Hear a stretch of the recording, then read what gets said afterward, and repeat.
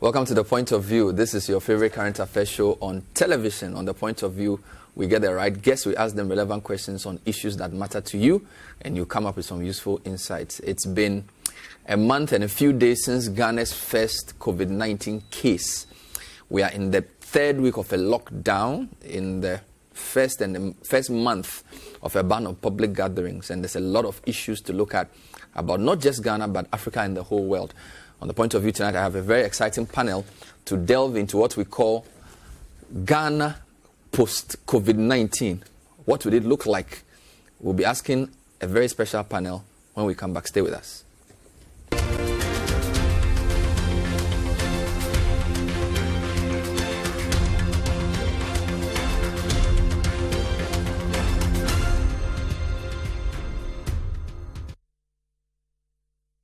So a lot of no things, no public gatherings for a while, no church, no mosque, no Easter, no May Day, no MPP primaries, no water bill.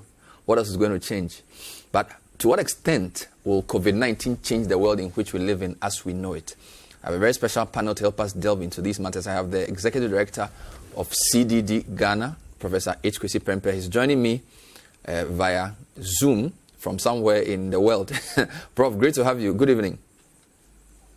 Thanks for having me, my good friend Bernard. Great. Good to be here. Great. I also have the man who celebrated his birthday a couple of days ago, lawyer Akoto Ampaw. He's known in Ghanaian parlance as Sheshe.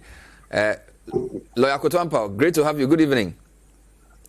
Good evening, and good evening to your viewers and listeners. Happy belated birthday to you. I don't know that the birthday has anything to do with why we are here. Anyway, but thanks. Thank you. Let me start by showing viewers where we are globally. So I'm going to the Johns Hopkins dashboard, and that in itself tells us how the academia and research is now leading world conversation. There's no day I don't go to that website. As I speak to you, there's over 2 million confirmed cases of COVID-19 globally.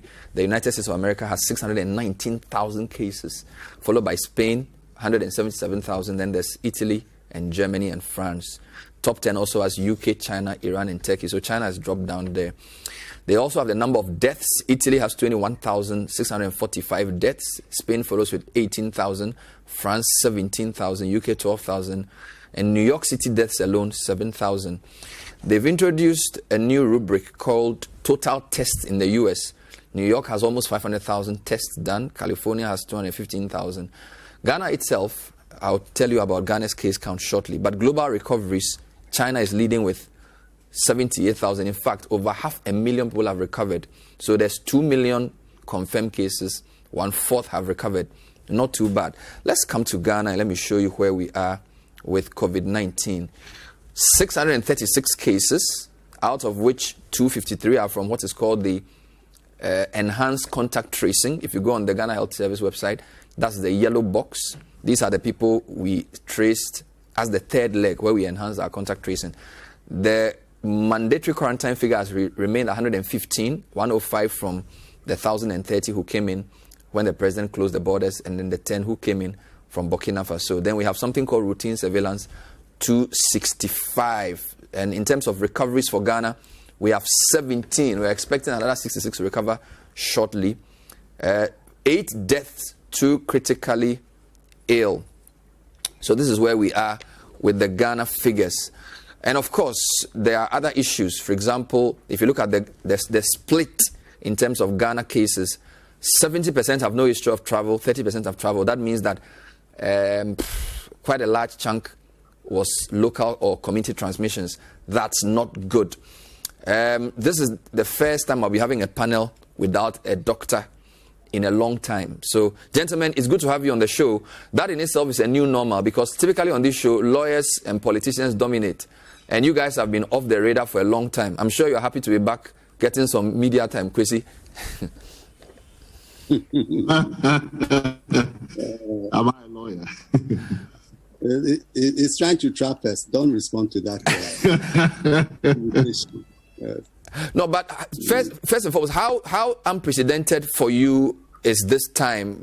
What is the biggest thing for you about where we are, looking at the epidemic, the response, and how it's changed a lot of things?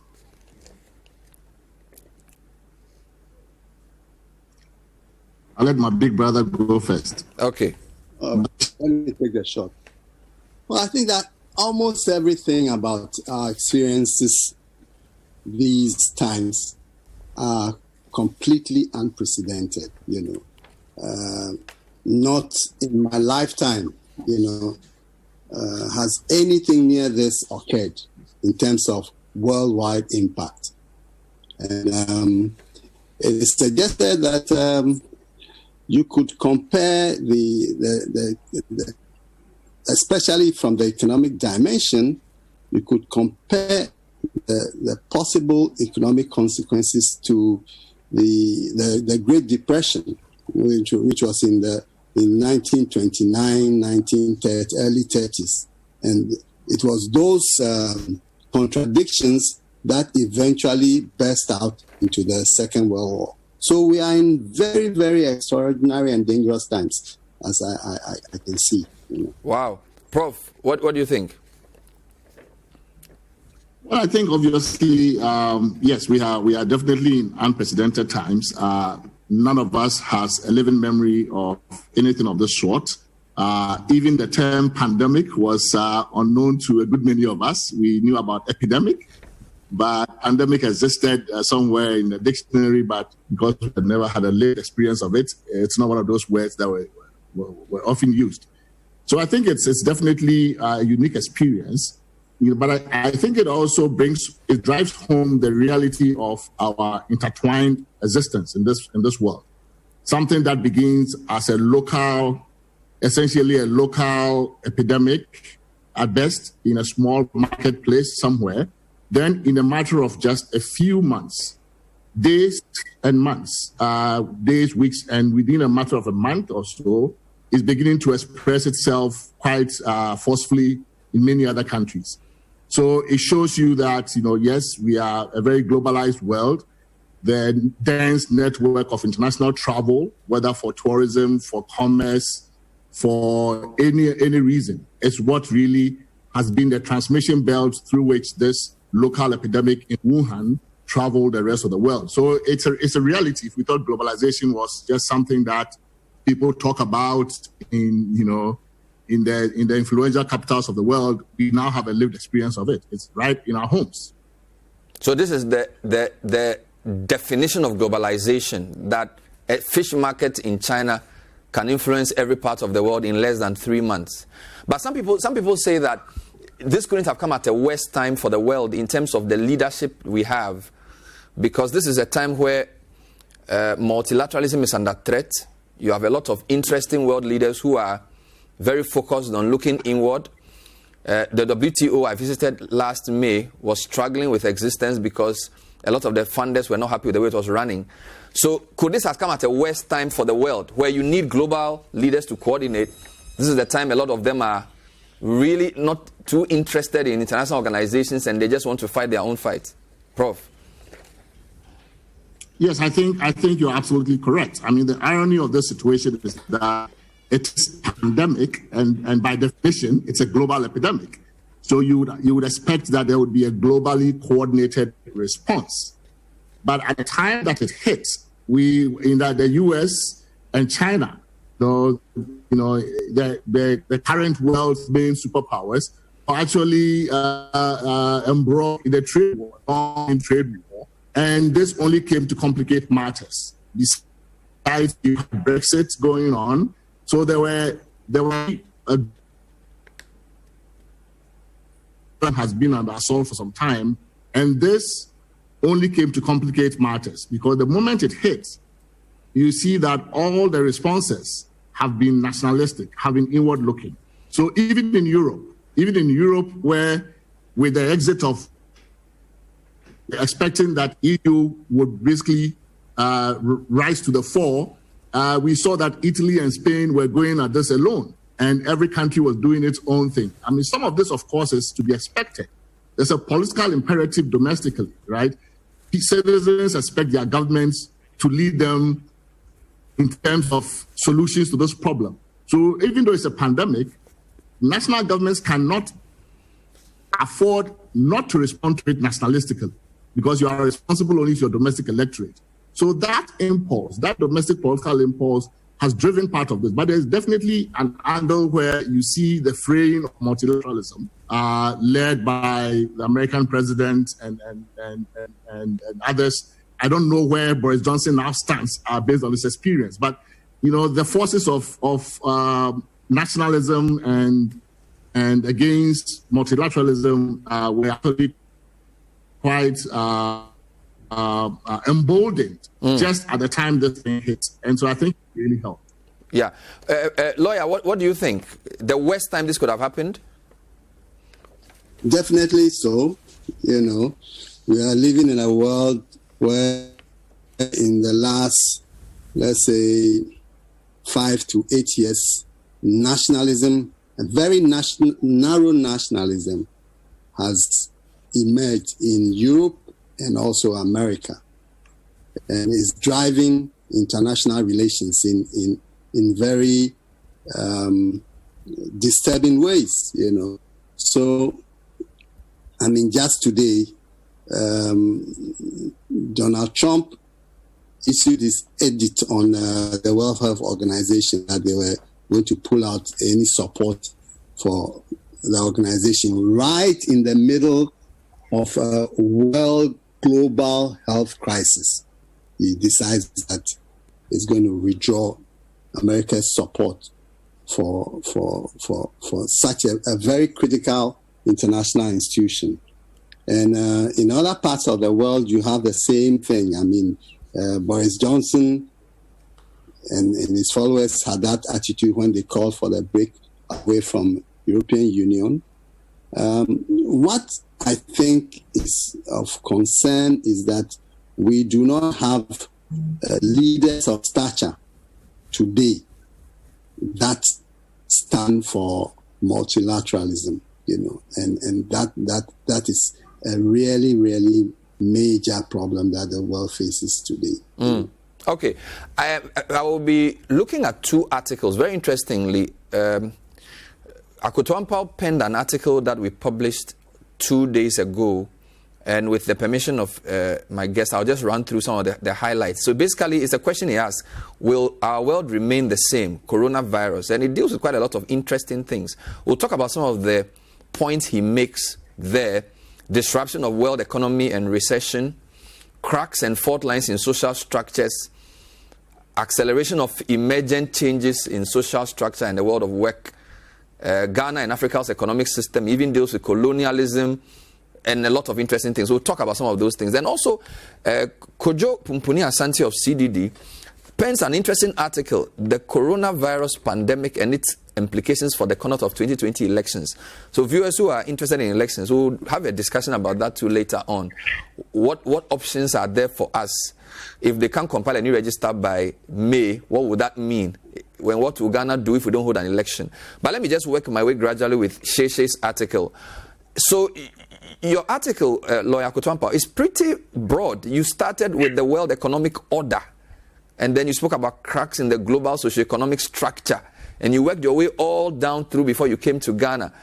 It's a very thoughtful article, nicely written, but I get the sense you are concerned that the world can't, the world has failed in a sense. You have essentially suggesting that coronavirus has exposed that the system we were running was not sustainable. Is that your main argument? Largely so, and particularly for Africa and Ghana. If you care to elaborate, yes. Excuse me? If you care to elaborate, you mean largely so, particularly for Ghana and Africa. Can you elaborate? Well, we have seen that what we refer to as the most developed, economically developed and technologically advanced nations of the world have been the ones who have been battered the most, at least so far. And you notice from the figures that America, the leading superpower with the greatest military might, and for the time being, the most powerful economy in the world, has been completely battered by this outbreak. They have over how many people now? They have over. Well, the latest figures I have, they have 619,000 infections. Yes, over 600,000 cases. Yes. With over 27,000 deaths. Yes. That is huge. Yep. And if you listen to the debates in the American media over whether a particular state has been supplied with sufficient ventilators or masks or whatever other, basic health, infrastructure, and you hear the president saying that, these things have been long delivered. You see the chaos and confusion, even in these citadels of power, economic and political. And no wonder everyone who has studied the situation recognizes that this is a crisis of huge proportions and have huge implications for both the economy and for social life. But you went ahead to also criticize the neoliberal economic order and took a dig at the economic structures that underpin the development of the African countries as well. This is a good chance for the socialists to say that capitalism has failed, is it not? No. I don't want us to get into any tendentious ideological debate, because we are talking about lives and our society here. All that the point I'm making is that the policies that we have been pursuing have not provided effective protection for our people. Whether in the area of, social safety nets, whether in the area of conditions of production and manufacture, or whether in the area of trade, you find that we are on the receiving end. And the point that I was making is that the challenges that this pandemic has confronted Ghana and Africa with, and the way we are struggling to meet these challenges, show that we do have fundamental problems of social structure, organization, and capacity to respond, to protect our lives and reproduce our lives. And that this should open the eyes of everybody. Because when the crisis occurred, we were looking for masks, common masks. We didn't have them. Is it that Ghanaian ingenuity, inventiveness, technology and science and manufacture could not manufacture masks? The crisis within a few weeks has forced us to start manufacturing masks by ourselves. So that's what I'm saying, that the crisis exposes the fact that we have been a non-manufacturing nation. We've simply been consuming, producing raw materials. This is an old story. Yes. We've been doing for hundreds of years. Academics have spoken about it. Okay. And so basically, you're saying that when the fundamentals are weak, a pandemic will expose you. That's exposed us so graphically. All right. Let me take Prof's view on that. Prof, so a failure of the World Economic Order and all the other things, capitalism, neoliberal, all those things, would you go as far as make those points?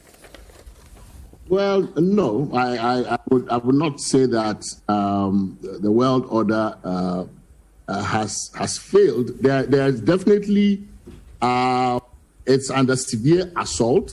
The situation is still fluid, so we're not exactly sure how it's going to settle. Now, I think certainly on the political side, there's a lot that's moving. I've read many articles and opinions where people suggest that this is a fight between socialism and capitalism, between democracy and authoritarianism. I think that overstates the point. What is clear is that in an emergency like this, whether democracy or authoritarian states, emergencies are occasions for redressing certain balances. Setting the balance between authority and liberty is almost invariably redressed, rebalanced in favor of authority during these periods, whether you're a democracy or not. During these periods, there is also a redressing of the balance between states and markets, almost invariably in favor of the state. So that's what we're seeing all over, right? So it's not necessarily an logical response as such, because even in democracies, even in capitalist democracies, these kinds of rebalancing are contemplated when emergencies happen.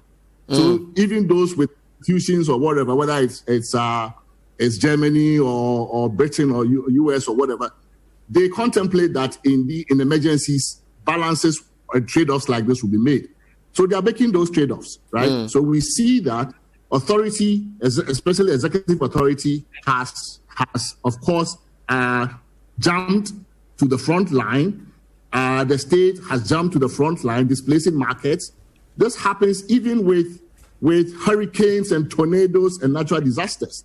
So I don't think we should see this as, again, I agree with Ampaw, it's not a big ideological fight here. What we're seeing, however, is the importance of state effectiveness. That the states, if you look at it, the states that have been best able to respond effectively to this crisis are the states that were, so to speak, states that were actually battle ready, states that were effective administratively all the way to the most local levels. That is the Wuhan story. Yeah, but Prof, if I want to push this, the states that have responded admirably, whether the Singapores, the Hong Kongs, the Chinas, arguably, or the Scandinavian states, they've always believed in a bigger and a stronger state. I mean, there are some who believe in a limited government, they call it, with a stronger role for private sector. Governments should just set the rules and allow the markets to dominate. Those people have been found wanting. So one could make an argument that those who have believed in a stronger, more effective state, more taxes with the state providing health care, those people have been vindicated by what we are seeing. I don't disagree with that. In fact, my position is not in contradiction to that at all. I'm saying that state effectiveness, if there's anything that stands out in this, and this is why, the story here is not about who has the best curative medicine, who has the best medical technology. This is a public health crisis. And therefore, you see that it's really more about sociology, so social organization and political organization. The states and societies with the best organized, best well-coordinated social systems and political administrative systems are the ones that have been able to respond to this the best and the quickest. And those are both authoritarian states, some at least, and many of them democracies. South Korea, Taiwan, their responses have been admirable. Germany in Europe. So there are definitely ways in which this can be sliced. But no matter how you slice it, I think one thing that comes out, that jumps to the fore, is the primacy of the state, that the state is important. The state is critical at any time, not just in crisis, but any time. And those that are were the most ready. When you look at how Taiwan, for example, deployed its machinery, how South Korea did it, clearly the states that were the most battle ready were the ones who were able to weather the storm. And so, the American story also comes in. You look at leadership also matters. This happens. America already has an inherent coordination problem with the way federal and states work, right? But when it comes at a point where you have a divide, almost ideologically or philosophically, between national leadership and subnational leadership, then this coordination problem is going to be amplified, because the question is who is responsible for what? At a time when you're looking for quick solutions, there are fights over who is responsible for what, local or national, federal or state. And that is amplified by a leadership that at some point did not seem to believe that this was a big deal. So there are a number of things, there are a number of layers operating here, but I think the state question is clear. I mean, you do need an effective that can reach. But Kwesi, that is the whole point, that we've been fed with this more or less drab that the state should be a limited state and that everything is the market. And what this thing shows is that even where markets are important, the state has a very fundamental role to play in social organization and development. And I think that this crisis helps put the theory of a minimal role of the state to bed. And especially for Africans, I think that African countries and governments must recognize that the state, properly organized, has an extremely important role to play. That doesn't mean that the state has to be autocratic or authoritarian, but there are certain important services and functions that the state has to play if the markets, even if you believe in markets, are to work. And if it fails to do so, there's a problem. And therefore, for instance, if you take the 2008 financial crash, the state had to step in to bail out the markets. The market could not do it. So the role of the state throughout the development of capitalism has been so critical and fundamental. But they tell us in Africa that the state doesn't have much of a role to play in development. And I think that that's a false theory and policy. And that's a good place. That's a good place to take a short break. When we come back, we'll look at what COVID-19 reveals about the way Ghana and African countries are organized, because I think that's a very important question. We've seen people queue for food after the lockdown. We've seen how a lockdown can be effective in a certain developed context, but will be practically impossible within our informal context. We'll also talk about our elections and what would happen. My guests are Professor Kwesi Prempeh, CDD Executive Director, and Akoto Ampaw, who's a long-time lawyer. Stay with us. We'll be right back.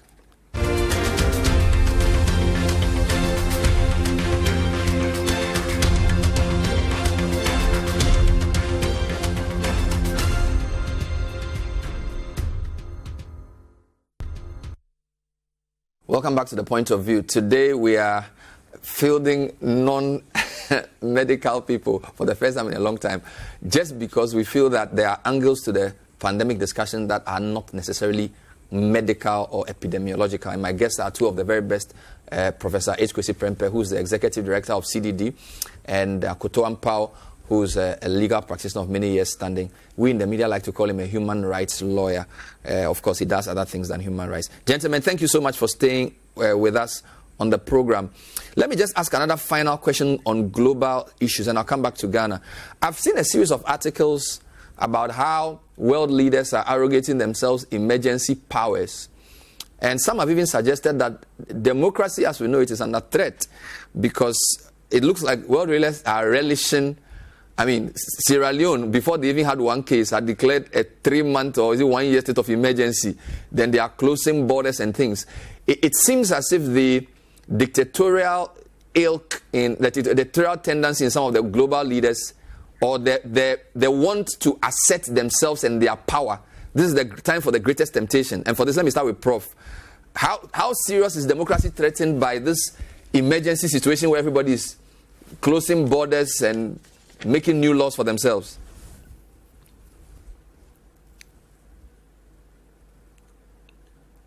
Prof, are you there? We've lost him. Oh, Prof is gone. Okay. Sheshe, let's take your comment on that. I will bring Prof back. Well, I think that's a very real danger that we face today. I mean, as we indicated, this is a time where, of all times, the state has a critical leading role to play. And when that happens, unchecked, unregulated, they tend to usurp power and to ride roughshod on people's rights. So it's a time where citizens need to be alert to ensure that exercising powers, emergency powers, in order to protect, our existential survival, should not provide the avenue for slipping in draconian and anti-democratic regulations and rules. And therefore, it is important in this period not simply to see whether or not the measures being taken are effective, but the manner in which those measures are implemented. That's very critical, especially in Africa, where the state's normal reflex is to repress and suppress people. So I think that's a very, very fundamental matter.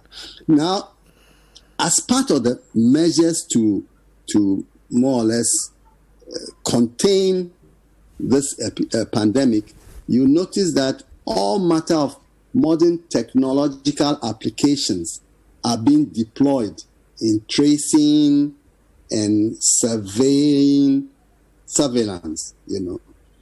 And the danger here is that if society is not alert to the introduction of these applications, by the time we are over and done with this crisis, it will become very much a normal part of our lives, and which will displace power from citizens, the political authorities. Wow. And then everything that you are doing, you can be tracked.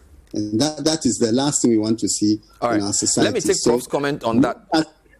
Much as that is an important tool for dealing with this emergency, we must make sure that it is properly regulated. Yeah, Prof, to what extent is democracy under threat with these emergency powers world leaders relish to take for themselves? And also the point about the intrusiveness of the state monitoring us in the name of contact tracing and surveillance. What are your fears or concerns about that? So I think going back to the first points that I made, I think emergencies are occasions for making trade-offs. That's one fundamental lesson. In an emergency, it's not a business as usual situation. But we do make trade-offs and we balance interest against interest. So that has tended to offer an opportunity historically for certain holders of power to basically stretch and to grab too much power. So we see it with Orban in Hungary now, who has essentially assumed complete decree powers, even lasting years beyond the whoever knows the duration of the pandemic or the epidemic in his country. And then, but you see a range of national responses. You see South Korea, where there's been very little change in the political order. There is very little, almost they've been able to fit this into their normal day-to-day political life, even hold elections today, and yet been able to respond effectively. But historically, emergencies have provided opportunities for vast expansion of executive power. And so even when emergencies have not existed in the past, certain autocracy-inclined leaders have invented emergencies in order to grab power, because that is an easy sell politically to say that we need to do this because there's a national emergency or there's a crisis.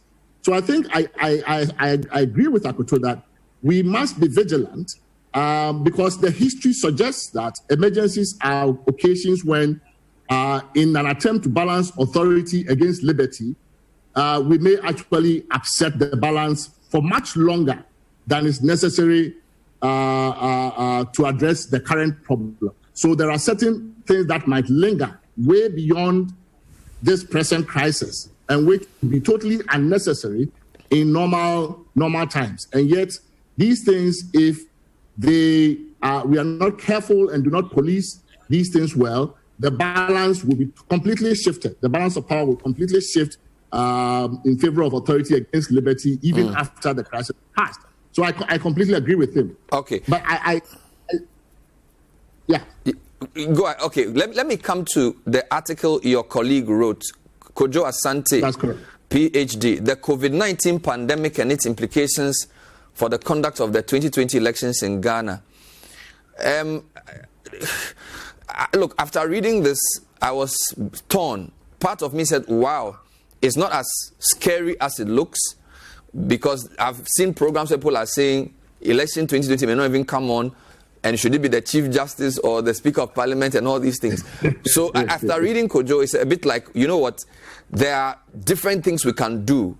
But there's another part of me that actually says, wow, there's actually a possibility that if this thing doesn't end now, we may have a constitutional crisis. So, I mean, which of my emotions should I follow? The fear or the relaxation, based on what he's written? Well, I think what Kojo has done is really to put us on notice that, you know, we have time to think through certain things. We are in 2020. Elections, all things being equal, are in December.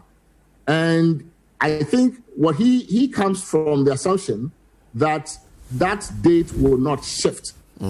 That we will not suffer a constitutional crisis, that the elections will happen as scheduled in December, and given that, right, or in fact, if the elections don't happen at all, the term of office of the current president will end January 7th, and a new president-elect, whether same or different, will assume another term January 7, 2021. So using that, then he works his way back and says, okay, so for the Electoral Commission and our election calendar, what does it mean given the current situation we're in? And I think he basically throws up a few scenarios. The best case scenario, according to him, I think, is that scenario has passed, which is basically begin registration as you intended in April. He says, well, it doesn't appear that that's doable. The partial lockdown is extended for one more week. The ban against public gatherings is extended for another week. That takes us to the end of April. So April goes away, right? So I think his essential point, which again goes back to the point I've been making, is that these are moments where, as you economists will say, you adopt satisfying solutions. Good enough solutions that may not be the optimal solution. They may not be your best options, but given the circumstance, your best option is not possible. And if your best option is not possible, then you do your second best option. And what he's laying out is that if April is out of the window for purposes of EC planning and its calendar, then we have May and June. And then he puts out the kinds of risk and possibilities around May. Would we have gotten over this sufficiently that you can go ahead and do a full-blown registration? How would people participate? What would be the effect on, can we do rallies? He does all those things. And I think leans towards saying that effectively June is about the most reasonable time you can begin this. And if June is the most reasonable time you can begin your registration, then it can only be a limited registration, because he works the number of days it takes to do registration, the number of days it takes to clean up, the number of days he does this, to do nominations, to do campaign. And by the time you are done, the time has run out. So I think the upshot of his article, which is probably why it's generated so much interest, is the implicit conclusion that essentially you can't do your full-blown new voter registration compilation that you had anticipated or that you envisioned to do. And therefore, something has to give. I go with the side that says, in every emergency, something has to give. Yeah, right? but he wasn't as definitive in saying that, look, EC, based on all I've said, drop this idea of a new register, go back to STL, find a way of using the old register, because it's very clear that trying to create a new register at this point of uncertainty would actually be too optimistic. Although he argues neatly and works his way towards that point, he doesn't really shout about it. Is there a particular reason why he doesn't tell the EC that EC, drop this new register and let's just think about talking to STL and let's, because that's the only realistic solution based on what we know now? I think, knowing Kojo's opinion on this and his thinking on this, I think he comes to this without prejudice at all. So he wants the facts and the analysis to lead you to the conclusion, which is what he's done, right? He really seriously, we've debated this thing in-house, and I know that basically he is not one of the totally against voter registration people or one of the pro by all means, And this article offers him an opportunity, I think, to make a case for why, under these circumstances, the satisfying solution is to have a very limited registration, limited to new voters, new entrants on the voters' roll, and basically leave it as that. Okay. So it is also consistent with the spirit of an emergency, which is that you do trade. You don't get everything, but you get something. Let me ask Lawyer Akoto Ampaw. I know you've done election petitions, not just in Ghana. You've done election petitions. Actually, I'm told you are one of the most experienced lawyers in Africa on election petitions. So I'm coming well, that's what I've been told. You can dispute that. What do you think about this whole... Look, as I speak to you, MPP have cancelled their primaries. There's no May Day celebration. A lot of things have been cancelled because nobody is really sure what we can do. So, in the circumstance, do you agree with Kojo's article, if you've read it at all? And what would your recommendations be about the elections and preparations towards the same? No, I think that the advice implicit in Kojo's article is that it is critical that an important institution as the Electoral Commission should not adopt dogmatic approach to its functions. And that if it becomes necessary that we cannot have a new voters register because of the circumstances of our time, it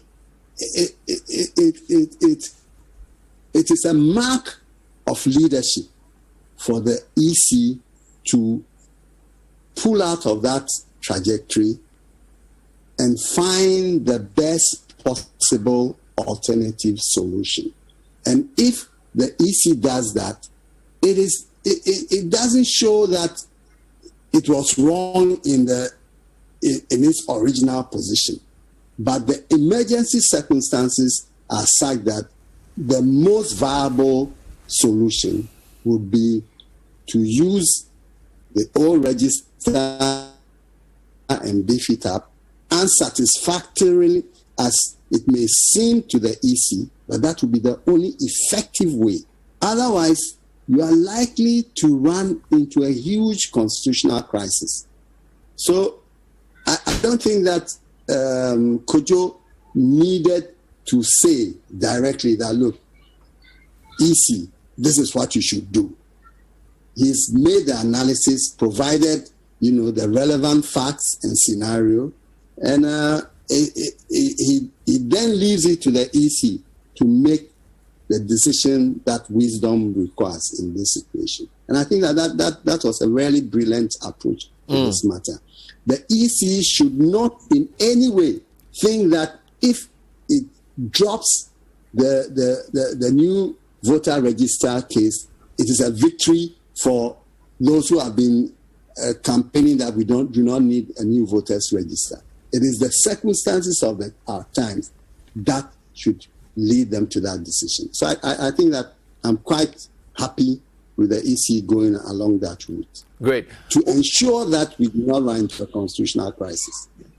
Great. We'll take a short break. When we come back, we'll look at the question of a constitutional crisis briefly, and also how should Ghana's politics change because of COVID-19? Indeed, when I was about to come on here, somebody said, Bernard, why aren't you discussing scandal in an epidemic? Because they said they had missed NDC, MPP politics. and they were thinking I was going to empanel to discuss the scandal. So they're like, we want a scandemic. We are tired of COVID-19. So we'll talk about how what opportunity this presents for us to remake the way we do our politics in Ghana and to make our people get better from the deal that we've put together. This is the point of view. Stay with us.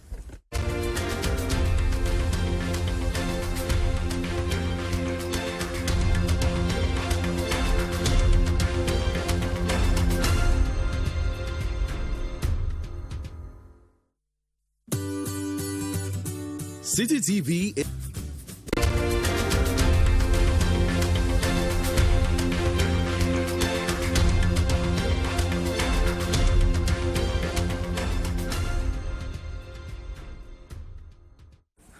Welcome back to The Point of View. A very interesting message I got from Bright Simmons during the break. It says, but why STL, Manche? STL has no role in the current platform maintenance at all. Well, maybe Kojo mentioned STL because that was the information the EC put out. We can discuss that later on. My guests are Professor Kwesi Prempeh and lawyer Akoto Ampaw. I wanted to now come to politics in Ghana and what we should be doing. Prof, so now that a pandemic and our epidemic is showing us that there are some things more important than NDC MPP, and we've also seen that maybe we should spend more money buying ventilators and building better hospitals than buying V8s. What are some of your quick thoughts around the key changes we need to see in our political arrangement on the basis of what is happening now? Let me start with a Prof and I'll come to Sheshe. When you say political arrangement, so I'm not talking about like basically the way we do our politics and the way Parliament prioritizes its loans, the kind of things we buy for people and all those things, the promises we make during campaigns and all those kinds of things. Sure. No, I think I am one of the good things about the timing of this whole pandemic in Ghana is that it is also manifesto writing season for our parties. Mm-hmm. And I do and expect that lessons from this episode will in fact be reflected upon by our parties, by the main parties, and that they will make appropriate, they will learn the appropriate lessons from this experience and make the appropriate policy responses in their manifestos. Sheshe's paper throws up a number of ways in which this is an occasion for us to reorder our national priorities. You mentioned the V8 hospital stuff. There are also opportunities, I think, from this. We have seen from the way in which having shut off almost all international travel and commerce to an extent, we have quickly run out of some of the basic household and basic medical supplies that we would be dependent on in this period. And that, I think, has given rise to a certain burst of innovation, innovation locally, which I think has to be sustained. So it speaks to why we need an industrial policy. I have been a big fan, for example, of the very idea of one district, one factory. I think that, beyond the politics of it, if we took it seriously, this is an opportunity for us to really use that to jumpstart industrial policy, at least at certain basic things. After this crisis is over, we should not be importing toilet paper. We should not be importing sanitizers or face masks or certain basic household things, toothpick, all of these things. There is definitely an internal capacity, ingenuity domestically to be able to make these things. But when you allow a flood of imports and imports become too cheap for you, then that actually even stymies the local initiative. So I think there's a lesson here in terms of how we reorder our economics, our economy, even in terms of agriculture. I think one of the big things I realized about this thing is, we had problems with our food, domestic supply chain because partly we don't process a lot of our food. But during the lockdown is the time for shito and gari and rice and things like that. Things that will last, dry things. It's not for everyday fufu eating, but it's because we do a lot of processing.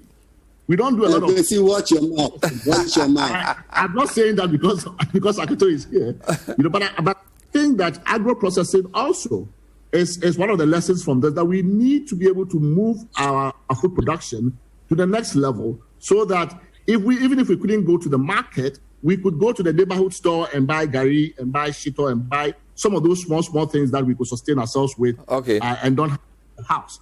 So in terms of the economy, definitely. But I think most importantly, for reordering our priorities, I would look at, say, public health. It's not really a question, as I said in the beginning, it's not a question of who has the best curative technology that is winning this pandemic. It's a question of which society has some of the basic, was able to effectively put out social distancing, contact tracing, do those things. So how we do public with a limited budget that we have for health, we should focus a lot on public health and preventive measures. Personal hygiene might look so mundane, but in this crisis, it's a crucial one. Okay. So I think these are some of the priorities that we should sit down and look at and really re-engineer the way that our society works. Urban, informal settlement. It made it very difficult for us to do an effective lockdown because we were worried about the impact on informal settlements. But must we have informal settlements in the first place?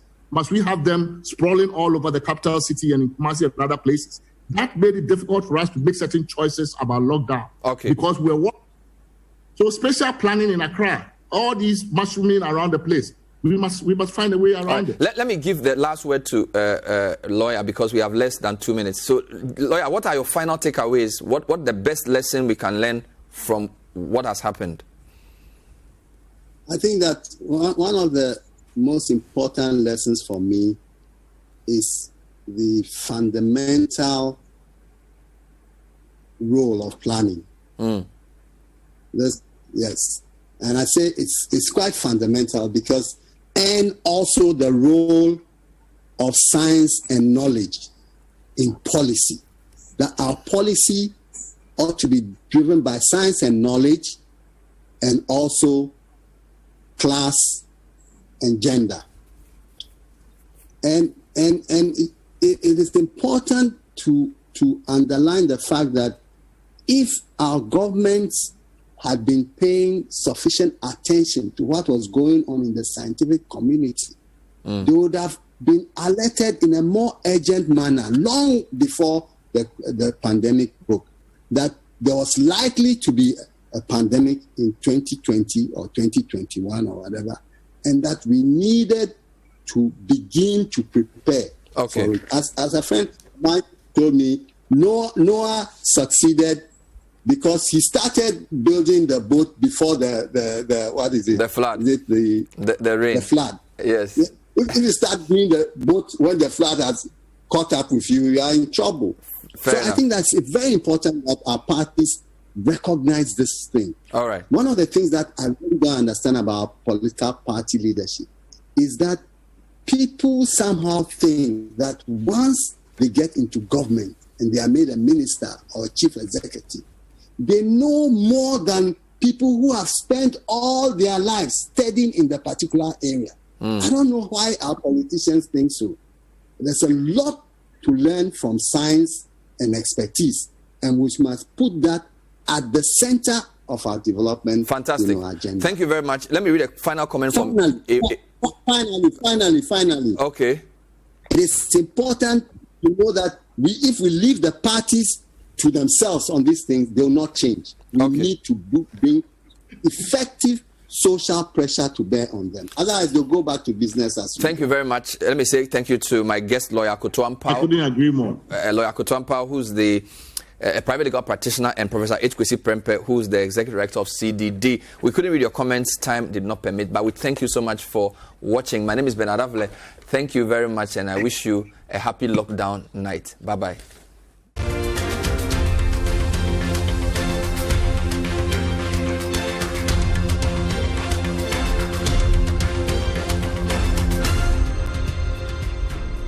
Hi guys, I hope you enjoyed this video on City TV's YouTube channel. Subscribe for more videos on The Point of View. My name is Bernard Avile. Thank you. The Point of View with Bernard Avile, Monday and Wednesday nights, only on City TV.